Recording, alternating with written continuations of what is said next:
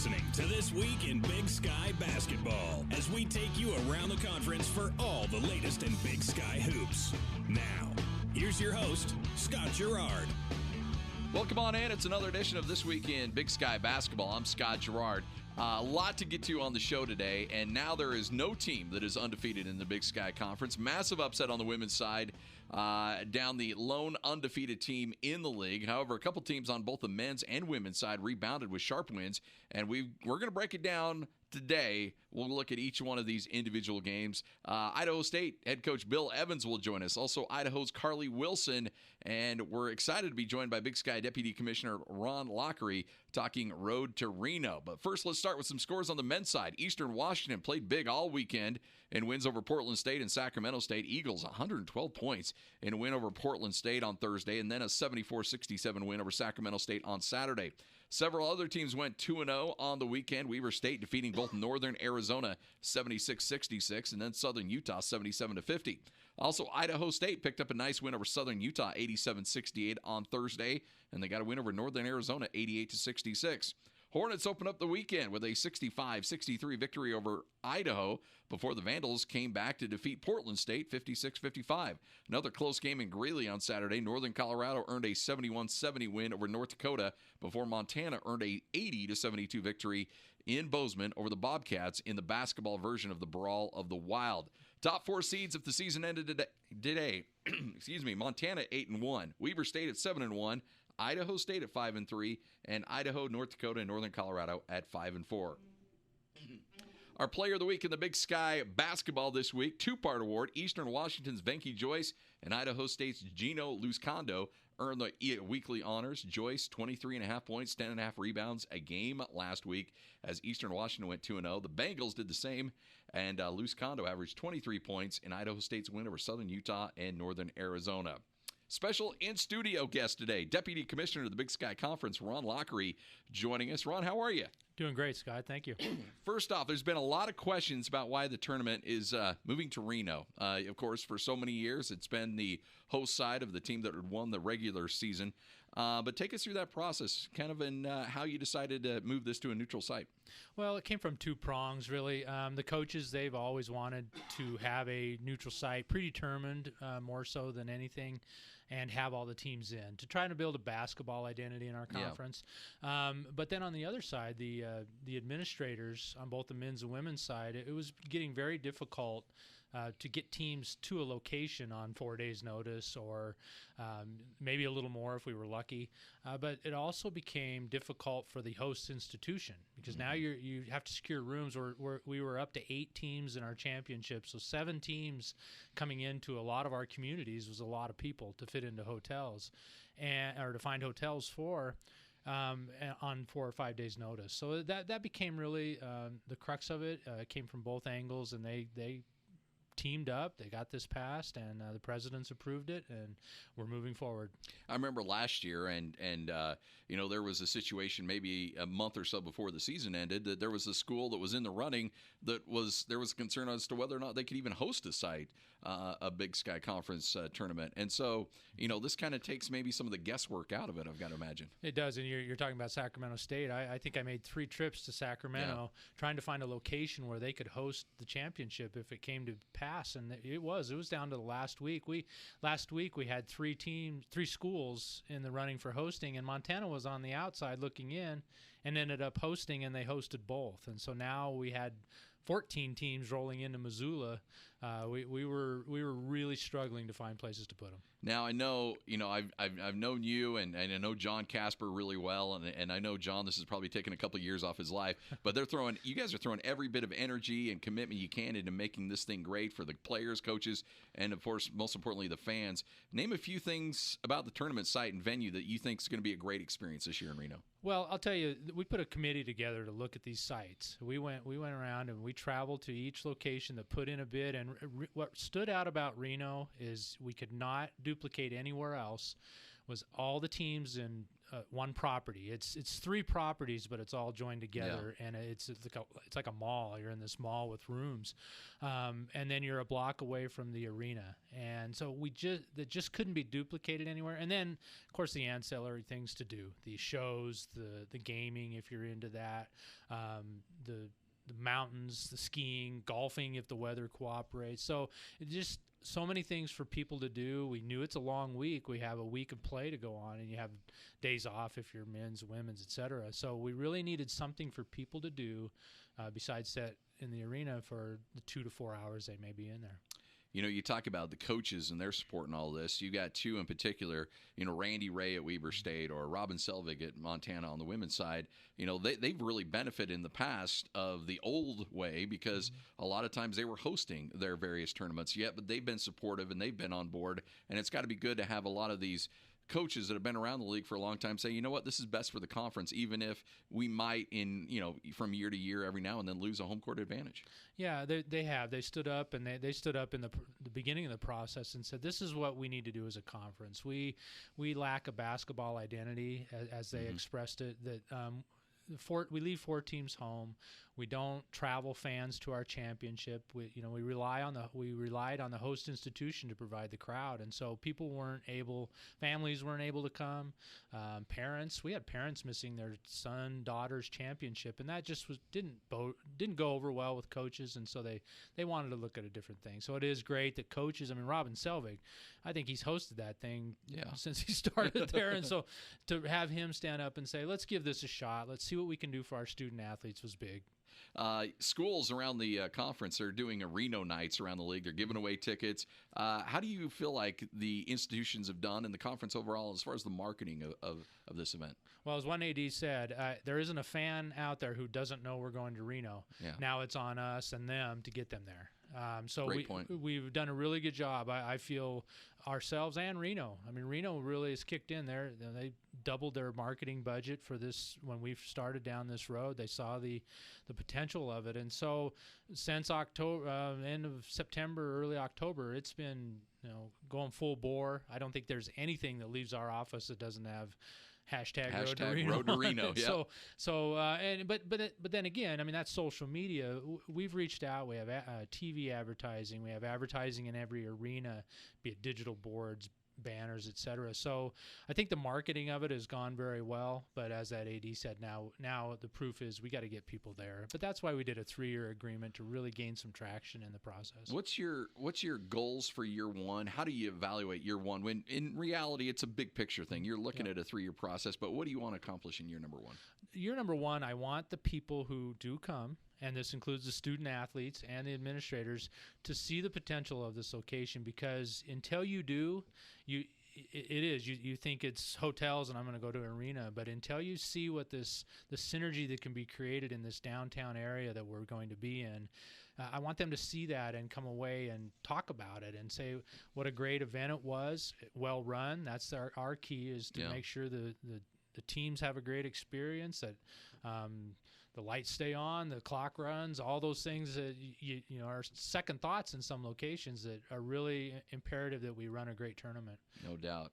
Well, we appreciate you. Thanks for coming by in studio nonetheless. I know it's a little bit of a drive for you, but this has been awesome. Thanks for stopping by. No, thank you, Scott. You got it. That's Deputy Commissioner of the Big Sky Conference, Ron Loghry. Take a short break, come back. We're going to discuss the women's side of the Big Sky. We'll chat with Idaho's Karlee Wilson. It's all coming up next. You're listening to another edition of This Week in Big Sky Basketball.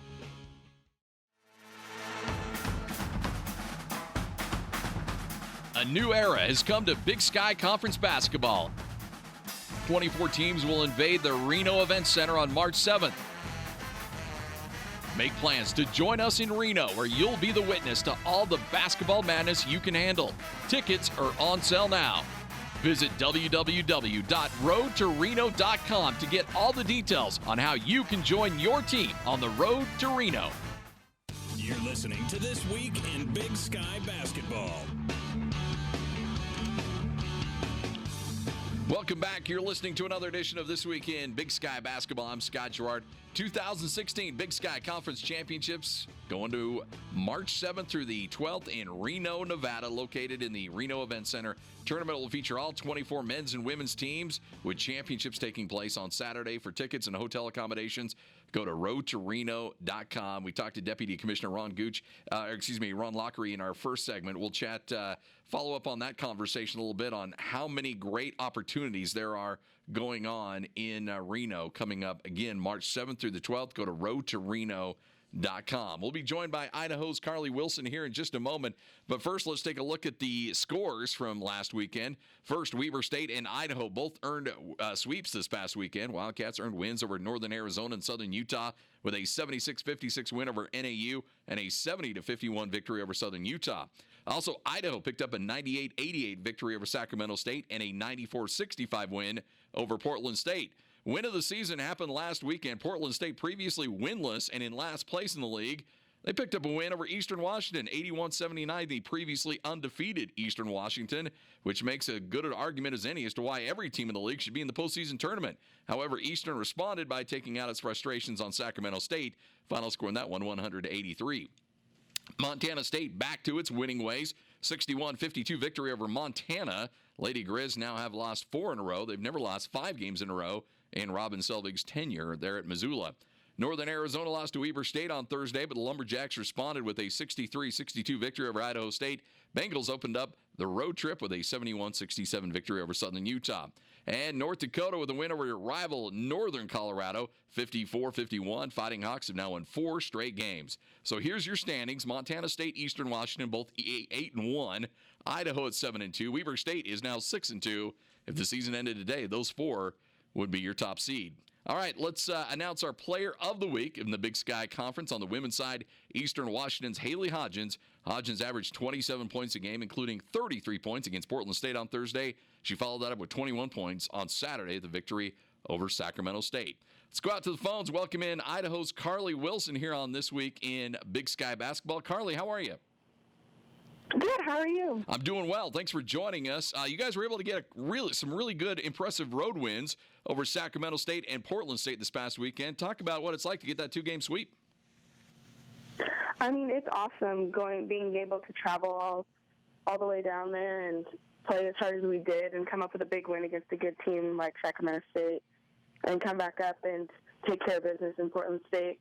It's really nice. The whole team scored against Portland State, so it was good to see even people come off the bench and contribute. You know, that's a long road trip. How do you guys handle that much time on a bus? And do you guys have some, you have some hobbies, play some cards? What do you do to try to keep your mind at ease when you're making those long road trips? I mean, it's nice to have a team full of your best friends. We get to hang out a lot. We never really get tired of each other, so we just hang out, play music, talk, read. We study a lot on the plane and the bus rides. We do homework, watch movies. So it's really nice to be with the team full of your good friends. You know, last year, a bit of an adjustment to the Big Sky for Idaho. This season, though, you're 7-2, currently in 3rd place in the league. What has it been about year 1 to year 2 in this adjustment to making it into the Big Sky Conference and the success that you're having in this year? I feel like this year we know what to expect. I mean, we know every team can win, just like you said, any given night. So we have to come out every game, play as hard as we can. And we're playing a lot more team ball this year. I mean, we're not just depending on one person to score. I feel like we have confidence in every single player that they can get it done when they come in the game. So I feel like that's the difference between last year and this year. You know, from the outside looking in, your coach, John Newley, he looks like a really intense guy. But what's it like playing for him, and how would you describe him off the court when the cameras aren't on him? I mean, he's just your average guy. I mean, he's really welcoming. You can talk to him about anything. I mean, our team does a really good job about having, like, team dinners and stuff, and we're always over at his house hanging out, watching games or anything like that, having Christmas parties, Thanksgiving parties. So, I mean, he's really different from when people see him in the games than off the court. Well, it seems like, team chemistry, team unity, doing things together as a team, that seems like that's a common element that you've talked about here, and it sounds like it's something that's helped, develop chemistry for when you're on the court. Yeah, for sure. I mean, we have a team building coach that comes, and we do activities before practice some days. And so, I mean, it just helps us with our communication. And, I mean, it definitely transfers onto the court when we get to know each other better and we just know what each other's going to do. So, I mean, it helps a lot. You have several international players on your team as well. How does that bring what kind of dynamic does that bring to your team? I mean, it's awesome to have people from all over the country on our team. We get to learn a lot about other cultures. I mean, we have Australian, Bosnian, a girl from Spain. I mean, it's just crazy to think to have them on our team and be able to play and, like, mesh with us really well, even coming from, like, a different style of basketball. So it's really cool to say that we have a lot of international people playing for us. Yeah, no doubt. You host Southern Utah and Northern Arizona this weekend, so maybe you put the coaching hat on. What does your team need to do to pick up a couple of wins this weekend? I mean, we can't underestimate them. I mean, we went down there and beat both of them, but they're both really good teams. And if we don't come out focused or anything like that, they could beat us easily. So, I mean, we have to come out, play as hard as we can, play really good defense. They have some really good scorers and some shooters on their team, so we have to play lockdown D on them. And we have to take care of the ball so they can pressure us and take good shots. And I think we'll be good if we do that. Let's talk a little bit about your path. What was your decision like to come to the University of Idaho, and how have you enjoyed your stay there? Well, I'm actually from Lewiston, Idaho, so that's like 30 minutes down the road. And I wanted to be able to play in front of my family, so I have a really big family. So they're able to come to every home game and even some of the games that are close, like Montana State, Portland State. So that's really nice. So that's one of the reasons why. And the coaching staff here is really great. I knew I committed even before I came on my official visit. I came one time. I didn't even go anywhere else. So once I came here, I knew where I wanted to go. No doubt whatsoever, huh? Yeah. That's awesome. Well, hey, we certainly appreciate it, Karlee. Thanks for joining us, and good luck the rest of the way, and we look forward to catching up with you again soon. Thank you. You got it. Karlee Wilson joining us here from the University of Idaho on This Week in Big Sky Basketball. Coming up next, we'll chat with Idaho State men's basketball coach Bill Evans as we wrap things up on another edition of This Week in Big Sky Basketball.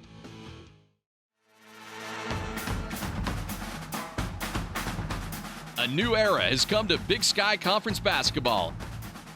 24 teams will invade the Reno Event Center on March 7th.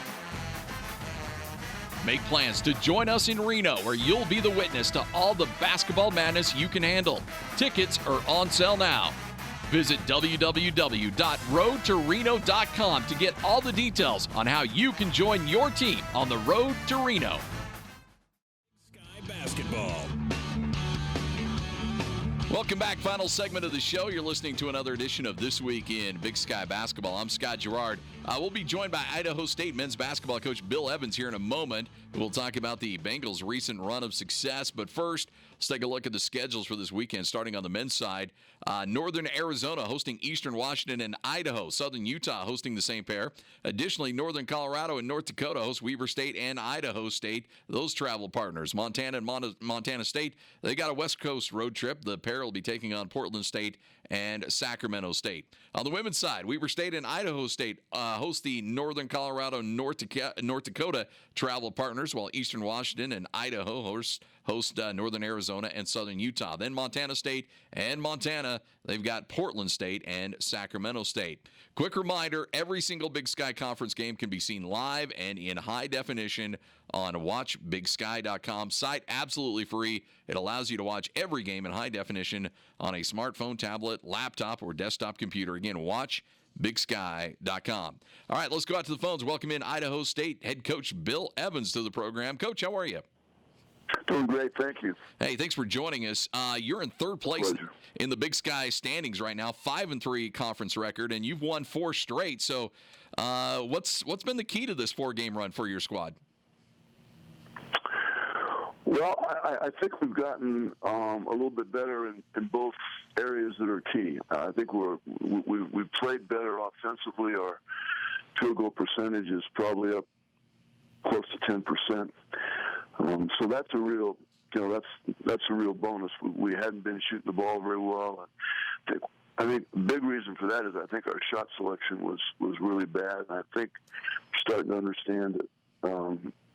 The importance of that, and we're playing a little bit better defensively. But I think if you could point to one thing, it would be shot selection, and that has something to do with how you defend as well. A lot of times offense can lead to bad defense. So I would say that our shot selection is better, and because of that, we're more efficient at the offensive end.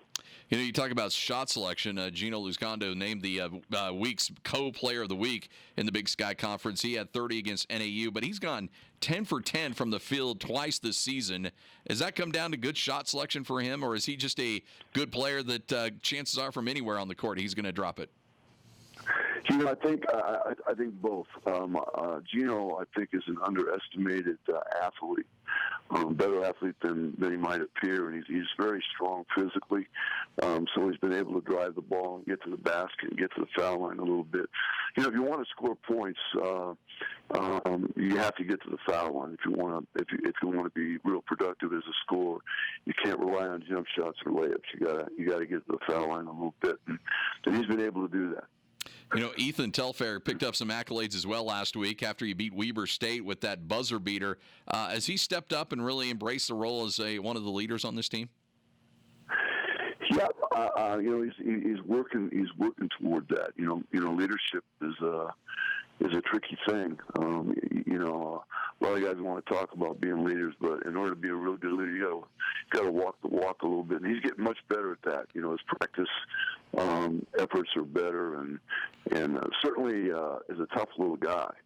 Very, very competitive and very competitive in games, and not to a fault, but is very competitive. So I think that spirit that he has, obviously being 5'10" or 5'11", is very, very important in his success. When you beat at that time, the previously undefeated Weber State team, when you beat a team like that, is that a massive confidence boost for your team, or are they already pretty high when it comes to the confidence meter? No, I think anytime you beat a real good team that's very well coached, and you're able to do it, I think it helps. I think it helps you mentally, for sure. And we had a great crowd there, and we played in Reed Gym. We probably had it sold out. So the emotion of the game and the climate of the game was really neat, and we were fortunate enough to beat a good team. I kind of grew up in that area, and I know how much those residents of Pocatello get fired up when Idaho State's playing some good sports, whether it be football or basketball. Do you get the sense there in the community that Pocatello's starting to really rally around this team?